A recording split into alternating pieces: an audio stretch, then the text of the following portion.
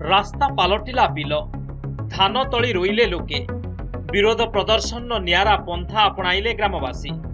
ए दृश्य केन्दुझर जिला नारंगपुर ठारू रेकुटिया जाइतिबा केशो दुरापाल बजार दृश्य। ग्राम्य उन्नयन संस्था पक्षरु 12 कोटी टंका व्यय बराद रे ई रास्तार संप्रसारण पई 2 वर्ष तळु कार्य आरंभ होइतिला।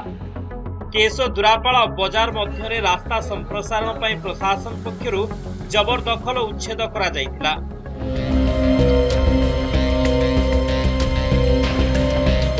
हेले अचानक अधारू जबरदखल उच्छेद बंद रहिबारु रास्ता निर्माण अधापंतरिया होई पड़ी रहिला। आउ एबे एही रास्ता स्थानीय लोकंक मुंड बिंधार कारण साजिछि। ये जो रास्ता देखो, ये जो रास्ता एठी लोक कारबार करछंती, स्कूल छुआ बूट मारी के बार जाउछंती, ता गोड़ हाथ कादुओ ताने ये जो रास्ता लोक चलिए कि एथि भाई दाई के ए मोहन सरकार दाई छी। हम केन्दुझर जिला मंत्री आमे ताकू मुख्यमंत्री करेनु कोन एथि भाई से रास्ता आगे तैयारी होतला। हठात कोन हैला रास्ता अधारू अटकी गला। जदि अटकी गला से पानी पोखरी वाला है रही सेठी जे पानी जदि रही समस्त आम साधारण जनता समस्त आज्ञा हईराण होचु। सबकोर्ट देखा गलु, सबकोर्ट देखा गला पर सबकोर्ट वीडियो को कहले तापर सेठी किछि हेई पारलानी। तापर आरएनबी गलु, आरएनबी डिविजन लिखिले कोडी एसडीओ को देखि एसडीओ कोन कहले हां करिया ए पर्यंत कि सुनान नै। तथापि आम कहलु जलटा केमि निष्कासन कर दियंतु, आपण जदि रास्ता करचुंदी करंतु।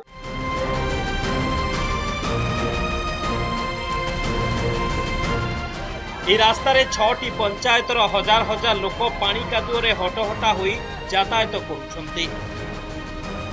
स्थानीय लोके प्रतिवाद पर प्रतिवाद करने सहित प्रशासनिक अधिकारी को समस्या विषय रे अवगत कराइथिले मध्य कौनसी सुफल मिलुनाही। शेषरे बाध्य होई ग्रामवासी रास्ता उपरे धान तली रोउथिबा देखिबाकु मिलिछि।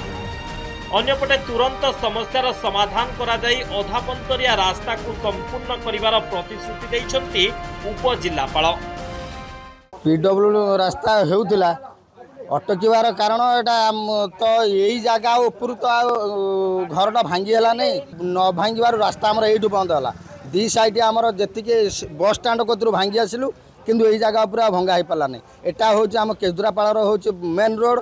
यही रोड रे मेडिकल यही रोड रे सब किछि चलछि। एतिक प्रशासन को अनुरोध आपण टिके यथाशीघ्र रास्ता क्लियर होई भंगा भंगी करिके आमर रास्ताटा हवा दरकार। मु ऑलरेडी आम जे इंचार्ज अछंती तहसीलदार तांको ऑलरेडी मु इंस्ट्रक्शन माने डायरेक्शन दे देछि। गोटे से फैक्चुअल रिपोर्ट दे, फैक्चुअल रिपोर्ट देला पर आमे फिजिबिलिटी देखि कि ये तो वर्षा दिनटा होउछि माने केते फिजिबल हे परिबो सेठी एविक्शन पई से प्रोसेस को तो मे बी बहुत कम समय भीतर तार समाधान हे जे पारे।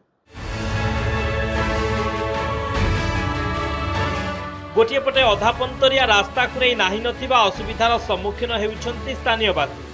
अन्यपटे नीरवदष्टा साजिछंती प्रशासनिक अधिकारी, जहाँ को नहीं ग्रामवासी मध्य आगक एक जन आंदोलन दाना बांधुछि।